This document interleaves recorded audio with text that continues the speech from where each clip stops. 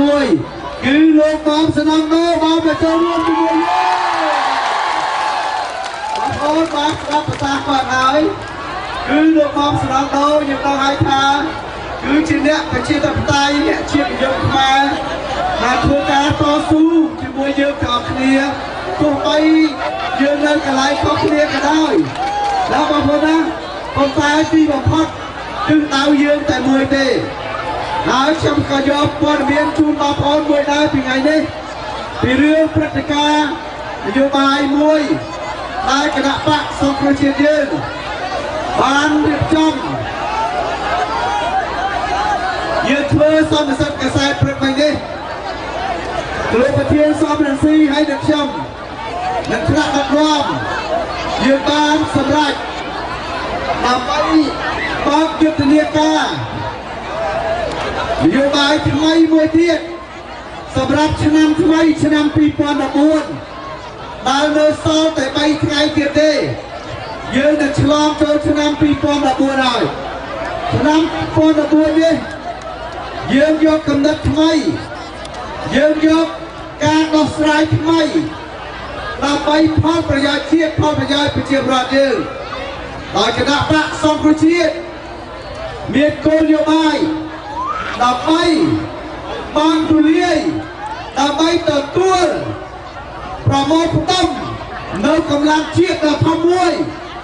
គឺកម្លាំងមហាជនដែលមកពីគ្រប់បច្ចុប្បន្នរបស់ដើម្បីឲ្យមានផ្លាស់ប្ដូរតាមពីតាមនេះតែថ្ងៃនេះខ្ញុំដឹកនាំបង្ហាញក្បួនបាតកម្មនេះជាមួយលោកប្រធានមកសំណងដោបាទតែចាស់ជើញទៅទាំងគ្នាសូមជើញ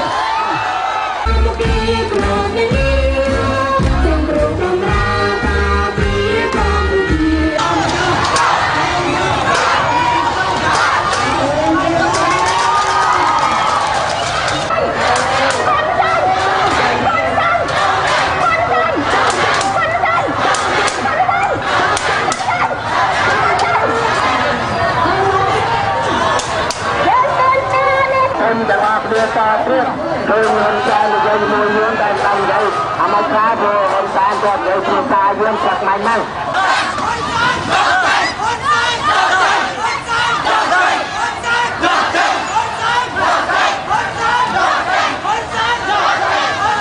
ហ៊ុនសែនចូលចេញហ៊ុនសែនចូលចេញហ៊ុនសែនចូលចេញហ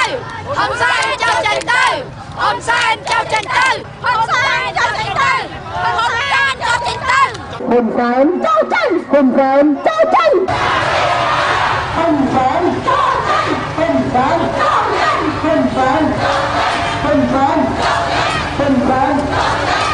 ជាយកប្រជាការតាមជាយកស្នាបប្រជាជាយកលោកប្រធានសូមលោកជាយកលោកប្រធានគុំសុខាជាយកលោកប្រធានសុខធម្មមក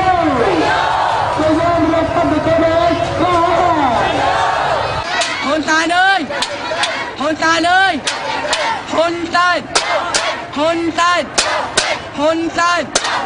ហ៊ុនសែនអើយចុះចេញទៅហ៊ុនសែនអើយចុះចេញទៅហ៊ុនសែនអើយចុះចេញទៅ